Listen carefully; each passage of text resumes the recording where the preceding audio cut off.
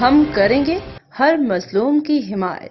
السلام علیکم، میں ہوں حرین فاطمہ اور آپ دیکھ رہے ہیں حمایتی نیوز HD چینل۔ نظر ڈالتے ہیں آج کی اہم خبروں پر۔ ناظرین، اب رخ کرتے ہیں کراچی کا۔ کرنگی میں ڈکیتی مزاحمت پر فائرنگ، مؤذن مدنی مسجد کے بیٹے فیصل کو شہید کر دیا گیا۔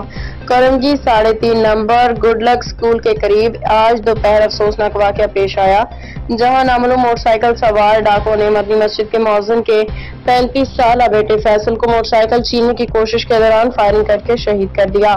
تفصیلات کے مطابق فیصل اپنے بچوں کو اسکول سے لینے آیا تھا کہ اچانک ڈاکوؤں نے اس پہ حملہ کیا۔ مزاحمت کرنے پر ڈاکوؤں نے فائرنگ کر دی، جس سے وہ شدید زخمی ہو گیا اور موقع پہ ہی دم توڑ گیا۔ واردات کے بعد ملزمان موٹر سائیکل چھین کے بآسانی فرار ہو گئے۔ واقعے کی اطلاعات ملتے ہی علاقہ میں خوف و ہراس پھیل گیا۔ شہریوں کی بڑی تعداد موقع پہ جمع ہو گئی۔ علاقہ SHO کرنگی کے دائرہ کار میں آتا ہے، لیکن جرائم پیشہ عناصر کی زیادہ دلیری اور پولیس کی بے حسی پہ عوامی حلقوں نے شدید غم و غصے کا اظہار کیا ہے۔